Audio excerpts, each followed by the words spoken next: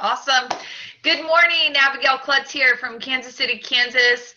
Happy birthday, Andrea, says Libby King from all of us. So I'm glad to be on here with you. I love Mondays. I love Mondays so hard.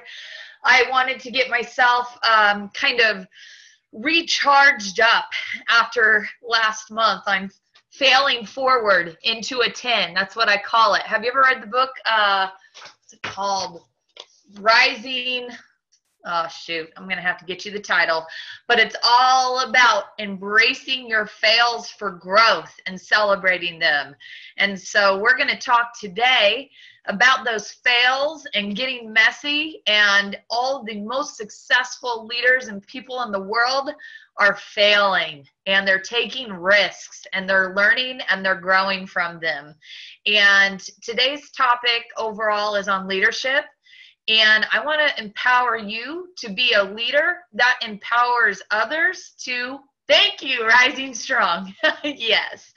I want to empower you to empower others to get in there and to have the confidence and the courage to be vulnerable, to be authentic, and to get messy in this business because it's scary. Your first year in multi-level marketing should be a disaster. I mean, you could hit some gold and you could make a lot of money, but when you look back on it, you may be embarrassed. And it's like when I'm looking back at some of my blogs I first wrote when I began in the fitness industry, I'm horrified. I'm horrified that they're out there.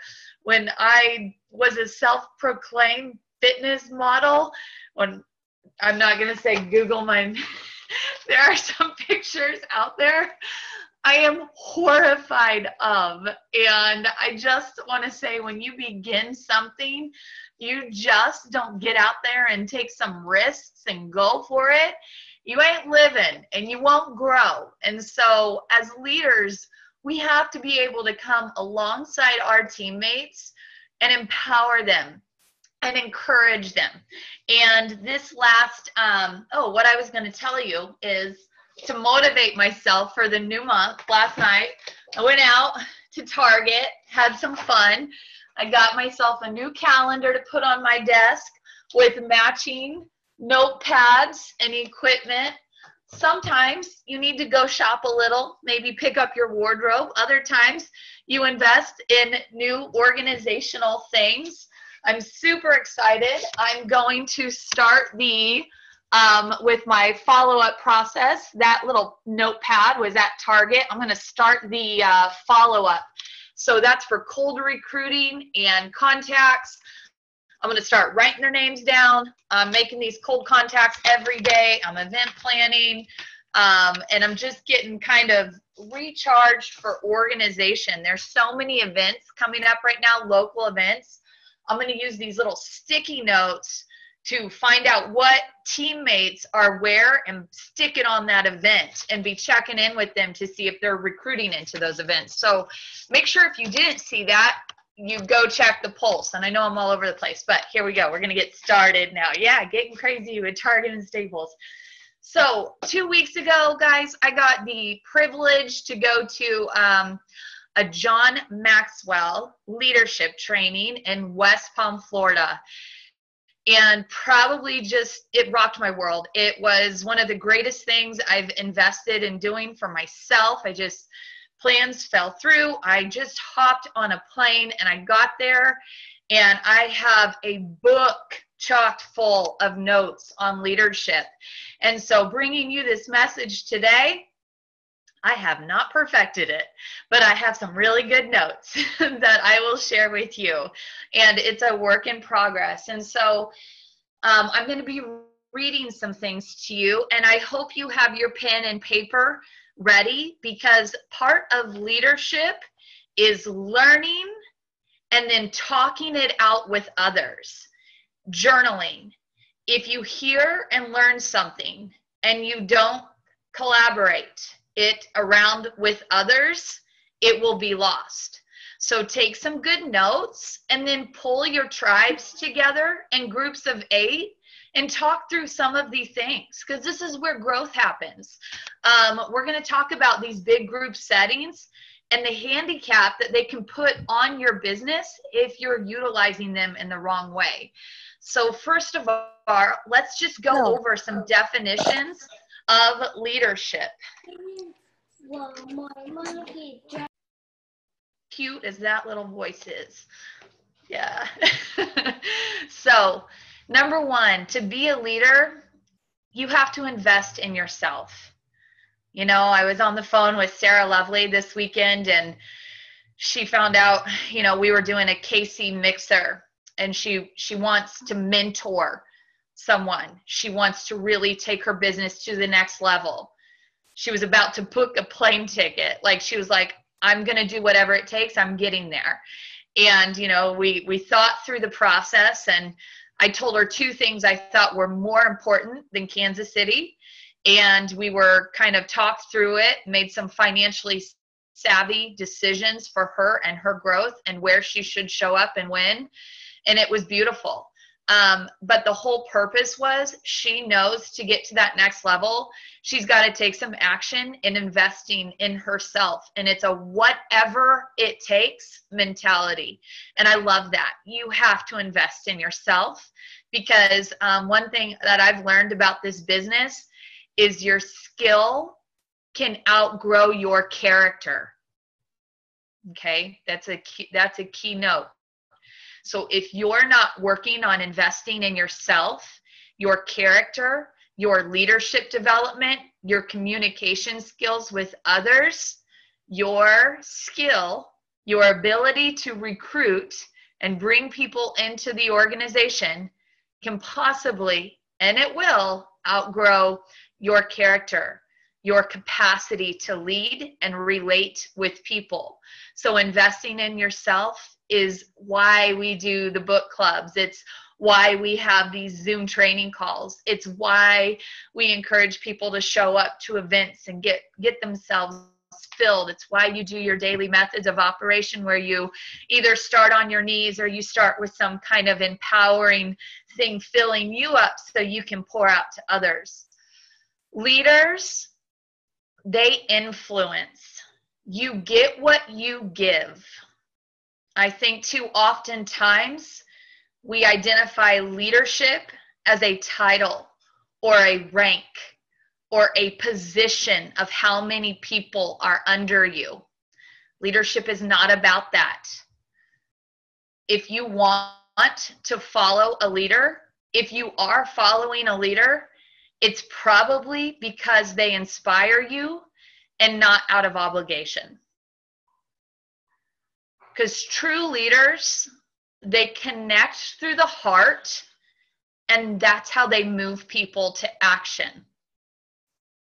Leaders, they know how to constantly deliver attitude, not aptitude.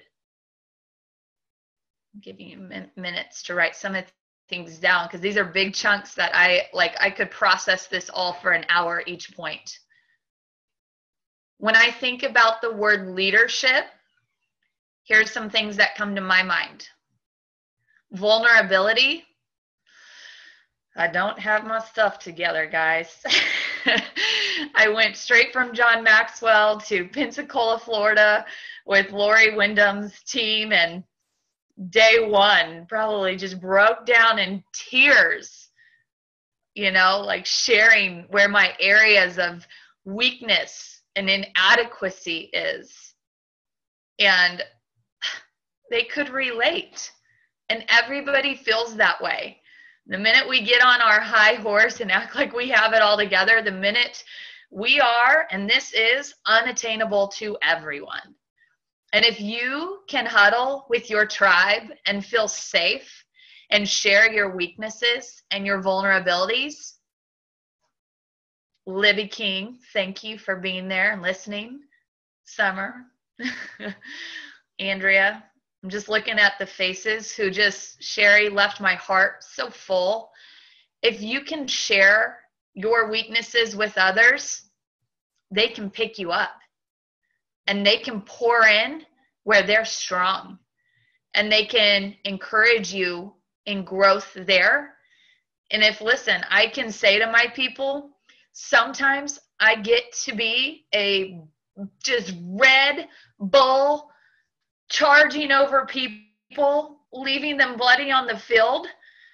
Then my red leader in business, Andrea, with a yellow and nurturing spirit, can say, that probably didn't feel that good to her. Let me go handle that. Right? Like when your tribe knows your strengths, they give you a little bit more grace when you've shared your weaknesses because they love you. And we're all weak in areas. We're not all perfect in everything. So let's just go ahead and be authentic about that as leaders. Excellence. Approaching your business each day with hard work ethic, grit, and excellence. You want your organization to grow? Stop pulling at people to go recruit. You go recruit. Your team's going to do half of what you do. So lead your business with excellence. If you want your empire to double in a month, you triple your recruiting that month. Each month, my target at minimum is 2,000 new volume. I've been in this business for 2 years. Do you think that's easy for me? No, it's really hard. And so I get out of the gate strong because I'm holding myself accountable to that number. And I've been on a 90-day blitz. So what I've been doing the last 3 months is 30% higher, 30% higher, 30% higher. I put that pressure on myself. I don't need Brian James to ride my butt for numbers. I own my business. My business will grow based on my work ethic. I don't need to be motivated. I know my why. I know why I'm here. And the minute people start actually pulling at me, the minute it makes me want to kind of disconnect. I got to put my blinders on and I got to hold myself accountable to the numbers that I set for myself because I'm an entrepreneur. I signed up to not have a boss. I signed up for business where I won't be limited. I've done insurance sales. Boss takes a cut. I've been a personal trainer. Jim takes a cut. There's lots of rules, regulations to follow, a lot of injustice. Your hard work ethic may not take you to the next level financially. Well, I'm a freaking hard worker.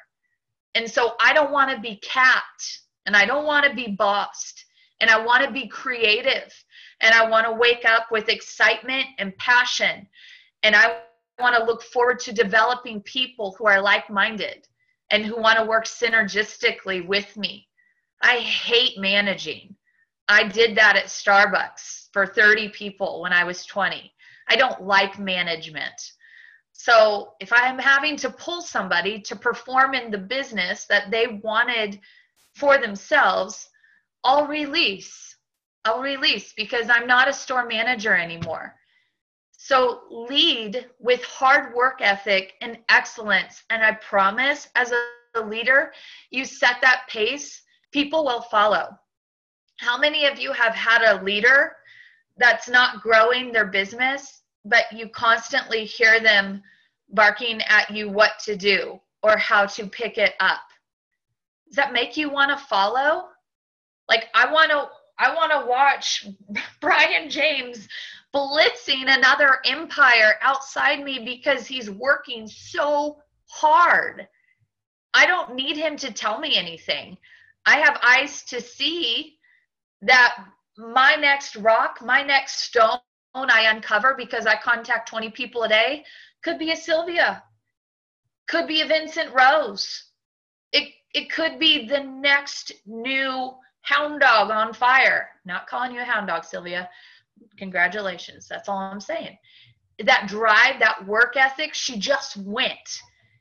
And so let's stop pulling at, the people want to take it their pace. Let them take it their pace. You go lead by example. That's the strongest form of leadership, to lead by example. You want your business to grow? Go grow it. Your team will do half of what you do. Integrity. I think that's a huge word in leadership, integrity.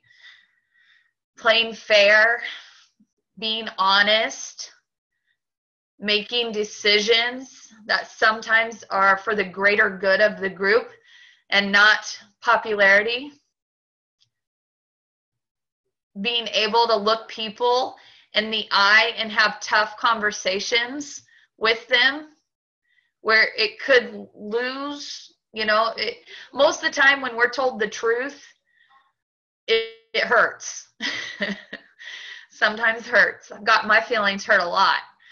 But without somebody invested in me and my best interest, they'll just say things that tickle my ears, and that doesn't help me grow.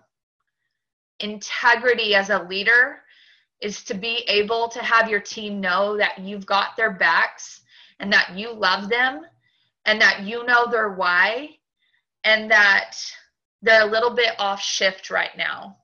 They're a little bit not taking the action that they need to get to where they said they were going to go, because here's why. It's having that honest conversation with people because you love them. And that's what a coach and that's what a leader does. A leader finds a way to keep moving forward. It just keeps moving people forward. It's respecting others. It's identifying, and I think this is one of the greatest things that we could all work a little bit harder at. If you really know your team, if you really know your performers, then you know how to pull out the greatness in them. And this is probably one of my weaknesses, is that I assume everybody's like me. They are not. They are not. And to be a good leader, I have to constantly work on my communication skills and how to identify what their talents, what their strengths are, and pull that greatness out of them, because their business may not look like mine. And that confuses me sometimes, right? But how do I go in and empower somebody completely different than me? That's self-development. That's learning, right? And then that's practicing. And that's really done through a relationship. We build them up. We don't tear them down. We build our teammates up. We don't tear them down. We don't shove another runner in their face to tear them down. You can be challenged. You could be motivated. We can, highlight, hey, this girl hit rank 6 in 3 weeks. That was incredible. Awesome job. But check your intention. Is your intention using that person to demoralize, or is it demoralizing or tearing down people? Is it being done too much? Instead of that, let's find a way, identify the greatness in that person. Here's a pace that you may want to go, or no, it's this person who took 8 months to get there, and she built an amazingly strong customer base, and she has coffee meetings every Saturday with her customers who are constantly bringing 2 to 3 customers. If your thing is with people and more on the healthcare part and less on the business, then your business may look a little bit more like this. But just everybody owning where they're at and what they want, and not pulling for something they're not willing to do, or disillusioned by where they're not. We've got to have pace setters because they challenge and inspire everyone. But what we don't want to do is demoralize and tear people down, because deep down inside, we're angry our business isn't moving at the rate we want it. So we start hurting people. We got to come in, build a relationship, and pick it up.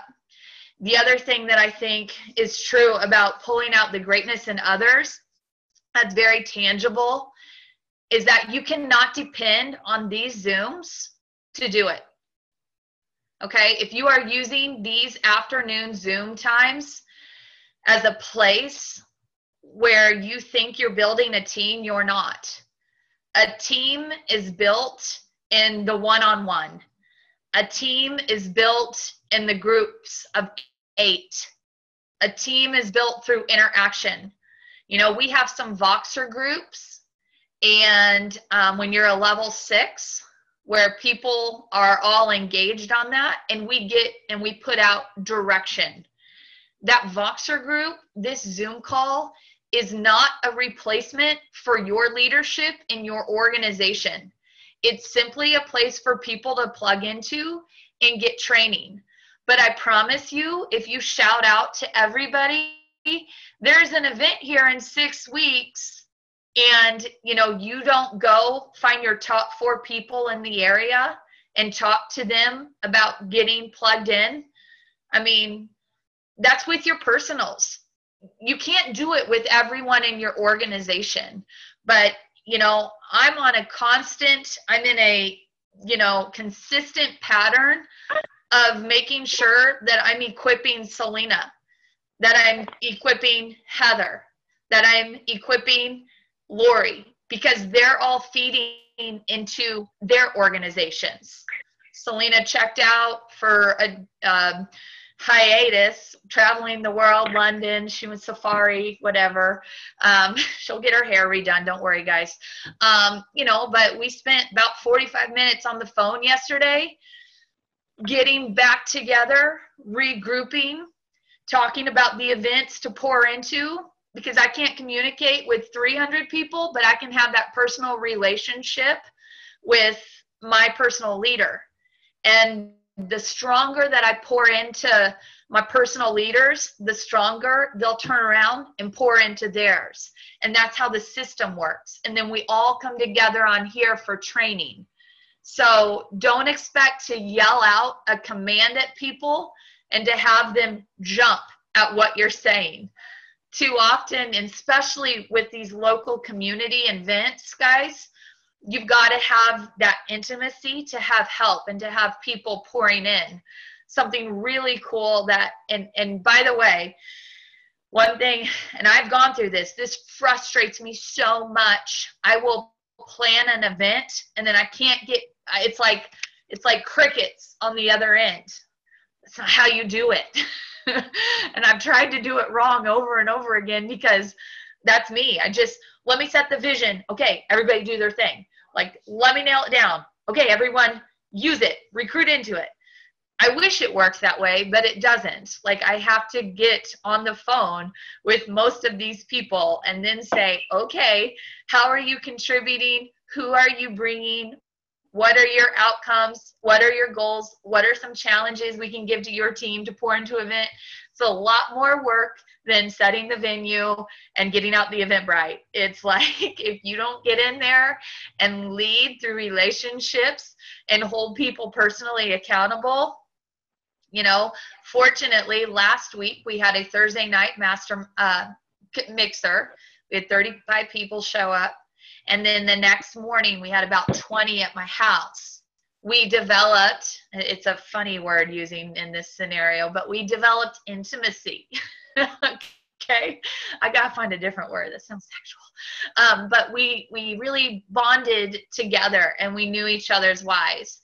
And something really cool that just drove that home for me is I had a girl who had a booth downtown at Casey Lights that night, and she had something come up and couldn't take it.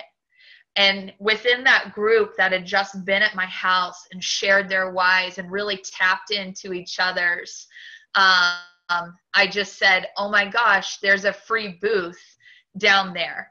And I had Kendra Pettyjohn, she jumped like that. I mean, she had an hour to get downtown and set up a booth. And I just wonder, had we not come out of that place of anchoring back in to our whys and taking action, if that would have been the result, or if it would have been like booth and then crickets. No way, it's a Friday night. I need 3 days to plan, you know. But not only her, but another brand new promoter went and joined her within an hour notice. It was chaos. And I don't know if they got much from it, but it's like they'll get better at doing booths, and they're getting better at talking to people. And they had some people to follow up with, and they know what it looks like to go work that booth now. They just jumped into action. They didn't even have to think twice. They just sat there that morning telling their whys and what they wanted. Of course, yes, we knew we could handle anything because they were anchored in. And if we're not anchoring people in through relationships, then I promise you these groups won't grow your business. It's the leadership you get that will do it. If you're in, but you have to show up. Don't wait on your leader. You have to show up. Your leader will not pull you. They will not drag you. If you want to be fed, I wanted to be fed. I got my butt on a plane to West Palm Beach and spent a lot of money last minute to go do it. I had a burning desire to resurrect some passion and tenacity in my life. So I did it. I showed up. Brian Underwood always says, if you show up, you get rewarded. Everybody who showed up to Utah got rewarded. Everybody who understands that this business is valued and they want to take it to the next level, they're looking at Dallas right now. They're seeing if they can get to Costa Rica. If they can't, they're planning to come. I had 2 girls fly in last week, one from Nebraska, one from Texas, just because they knew they needed to stoke that passion. They couldn't get to Utah. They knew they wanted to get around some leadership and just fuel it, because how many of you are out in a small town, isolated, and you feel like you work in this business alone? I mean, it's one of the reasons why we get on here, but it's why you've got to get yourself out there and get yourself around the community. I know everybody who showed up at Lori's just went out feeling supported and loved and recharged. We got to recharge ourselves because life happens. So with that being said, let's get into the messy section, because if we're leaders, we want to love, support, meet people at their needs, equip them with opportunities for growth.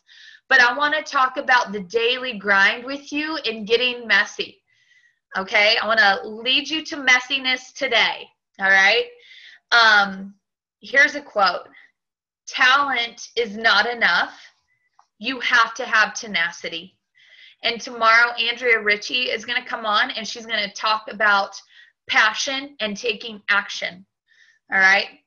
If you have, I think so often we are so scared to get messy, to fall on our face, and to embarrass ourselves. And you know, I know this to be true because I did not want to do another network marketing company, because I was a big, hot, cool nutritionist, trainer, online status. I worked really hard, built it for 3 years. If I had to go ask people to buy my product and they told me no, it would feel like I'm coming down in the ranks of the world. And I'll tell you how else I know this. All my big celebrities, I probably brought on the most celebrities that most people know in my business.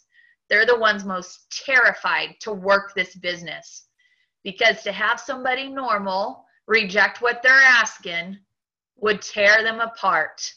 And this big online facade cannot be broken because they can't handle rejection. All right? So let's just be real honest here. You want to be successful, you got to get messy. You got to drop the ego. You got to be willing to take no, and you got to be willing to fall on your face and look back at that first year and say, oh my gosh, what a dork. But you'll look back at that first year making $50,000 a month saying, what a dork. All right, that's not that bad. Okay, so let's talk about it. If you can contact 20 people a day and continue to take the no, then what you'll do I want you to start doing this at the end of the day. Journal, reflect on how it felt, reflect on the emotions that it created. Maybe grab 2 or 3 people and share it with them so you're not bottled up and isolated in rejection. And you can encourage each other to keep going. And then assess, go read the 10 times book. What could I change in the way that I talk to this person, and this person today? Or is it just them? Do they need to hear it another 3 times before they pull the trigger? Just getting in there and doing it. I think so often we're looking at somebody to show us how to do it. Guys, there's a downloads in your back office that gives you 150 ways to start up a conversation with someone. You cannot, nobody showed me how to do this when we began. They said, here's your referrer code. The gates are open. Go. What? Where's the back? Where's the downloads? Where's the back office? What are ketones? Brian Underwood, go have a conversation. Get them on the phone with me. Connect them to me. What?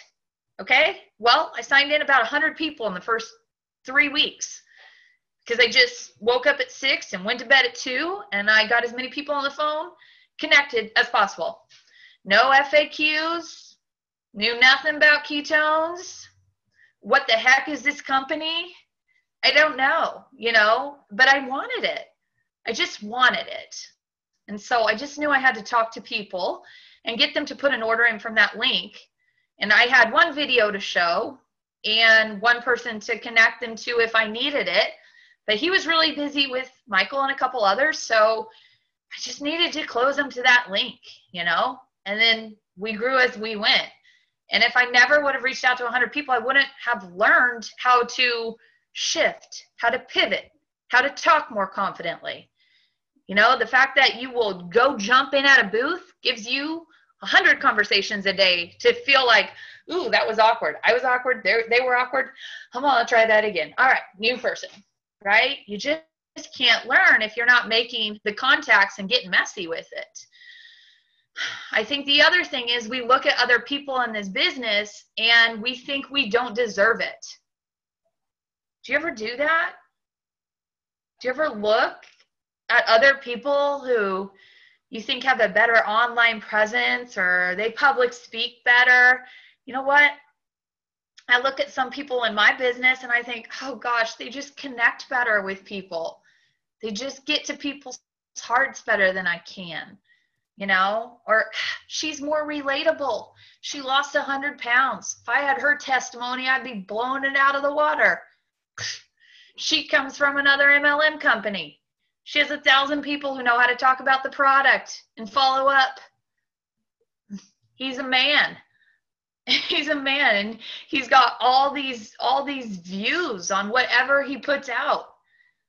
Like, there are 1,000 comparison games we could make on why someone else could be doing better than us.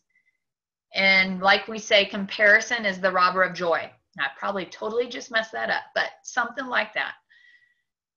And if you can identify what your gifts are and what your strengths are, and you can hone in on those, that's another thing we learned at the Success Leadership from a speaker, is it was about being uniquely you.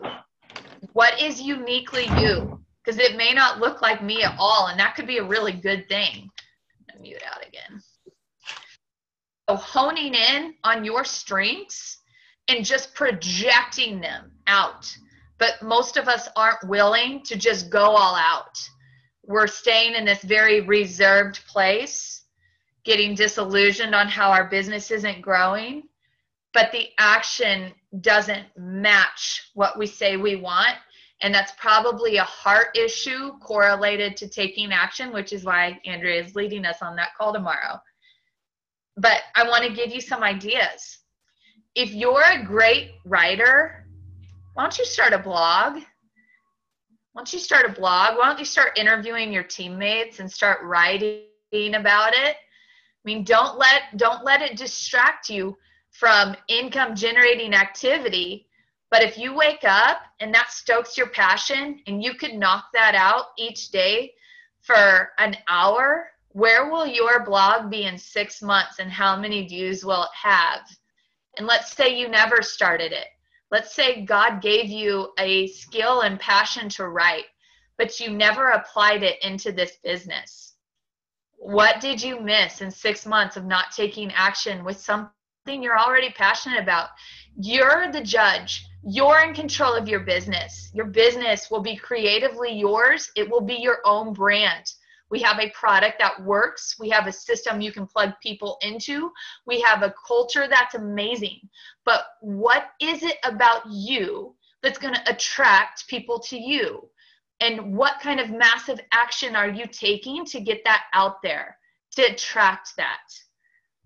So think about what you can be to uniquely be you and get people to your link with it. Live videos. If I look at my live videos, when I first started doing them, humiliating. And some days I still ain't feeling it. I have a gift for public speaking. That's even hard for me to say to you guys because I'm like, oh, someone's going to think I sounded arrogant. But like, if we could just own what we're good at and then project with it, like lead with it and not let other people tear us down or not hide. How many of you, especially women, have learned to diminish your skills because you didn't want other women to be jealous of you? Probably a lot here growing up, especially in those primitive ages of middle school and high school. We would not compliment ourselves. I mean, when we got a compliment, we would reject it, right? This is a lot of the Joseph McClendon taking. Like, own what you're good at and freaking go for it and be proud of it. Attract people with it. It's your gift. Share it with the world. Mixers. Are you good at planning things? Because I'm not, and I hate it. But I'm planning a mixer for my week every team. And I've started to identify some people who actually are passionate about organizing and planning. And now I'm starting to have the courage to call on them. I hate asking for help. Makes me feel like weak, or I'm scared that people think I'm bossy, because I know I am. So but I have a vision. But some of my organizational people who would thrive at planning these events, they don't get that big vision. So if that's my skill set and I can ask them to be in charge of this or that, then we're a team now working synergistically together. But if we don't know, hey, I'm strong at this and I'm weak at this, could you step up in this? Then it's going to be a tug and a pull the whole time. Why is she asking me to do that? You know, like, oh, can I not get any help around here? You know, can I not get anybody pouring into this mixer I'm trying to plan to grow their business? Like, the voice starts getting louder and louder in my head. And then I got to take it back to, have I gotten on the phone personally and asked for help? Like, have I let them know I value them in my business? Kendra, thank you for making some of those Facebook things for me. I didn't have the time. I was feeling overwhelmed and stressed, and you just did it in 5 seconds. It would have taken me an hour. You know, it's like that right there with our teammates. How can we move together using our strengths? Coffee dates. Some of you are just better at the one-on-one with people, or the two-on-one. Some of you have just got to feel like you're looking at someone. You're probably more of our yellows. Like, you need to sit down with them and share your heart and move them to your link through connection, right? Which we all kind of should, but sometimes I can do that using voice memo. But it may be more comfortable for you. So you better set 5 coffee dates a week if that's how you're going to work your business. You better start asking more people to go out to dinner with you. If you're a relational person and you are great at the one-on-one or the two-on-one, then why wouldn't you have a calendar booked out? Because that is what it's going to take for you to work this business. I can make 30 cold contacts a day and not get disillusioned by the no's. You may not be able to do that. So you better have 30 coffee dates set in 2 weeks, right? Whatever your strength is, go at it with all your might. And don't look at someone else and say, I just can't do that. Find a way that you can do it and win. Find what works for you and what makes you come alive, and go harder at it and put your blinders on to everyone else. Whatever starts working your business and creates success for you, you just hone out and you do what's working for you. Booths. Some of you love booths. You're amazing at booths. You're great at organization. You're great at setup and team delegation, and you're amazing at follow-ups. So find those people on your team, empower them. At this time anymore, I'm like, how much money do you need? Like, go do it, you know? But I won't put my money twice.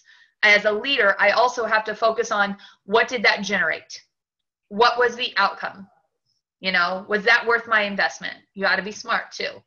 But support people in their gifts as leaders. Book clubs. Maybe you just need to get to know people better. Maybe you need to go to networking events. Maybe you need to go get out more. I have a girl right now, and her kids are full swing in baseball. She's living at the baseball fields. Sherry McGill had a great idea, and I passed it on to another mom who had baseball kids. They're setting up snow cones machines with the ketones. Really? Yes, they are. Because that's their life. It's really where they're living right now. So how can you capitalize on what your life is all about? This business is meant to be an attachment to your vehicle. As a leader, you help empower your people with where they're at, go full capacity, right? I think we try and often pull them to where I'm at. This is how you do it. No, they could generate a lot more income if they got in their sweet spot and they just went really hard at it. The problem is most people aren't going hard at it. And so they get disillusioned really fast. But let's try as leaders to pull out the greatness in others and set them up to be amazing at this, if they want it, if they're showing up, right? The other one, networking groups. So all in all, to end this, because I'm going to get in trouble. I'm never going to be asked again. Shalina, you didn't give me a blinker sign. One quote I heard that I thought was awesome, and I love this starting the new month. Today's success is the greatest hindrance of tomorrow's success. I ain't a rank 9 this month. I'm a rank 1. And I'm working on my leadership skills, my communication skills. I'm going to show up and get trained. I'm going to pour into the people who want this. I'm going to help empower them. I'm going to serve. I'm going to be a servant leader. I'm going to encourage people. I'll say it again. Because I'll tell you right now, if I act like I'm a rank 9, and some people say act like a rank 10. Yeah, rank 10's in my head. I'm acting like it. But today, I'm on level 1, and I've got a new month, because today's success is the greatest hindrance of tomorrow's success. I signed up 100 people in 3 weeks. Who cares? Who knows? Doesn't get me to where I want to go next. Doesn't get you to where you want to go next. Today is a new day. Your team may be a new team this month. My leaderboard may be completely different this month. I'm going to hone in on my passions. I want to identify the greatness in my teammates. And there's so many local community events right now. I'm going to see who shows up, who plugs in. You can't put your energy out everywhere, right?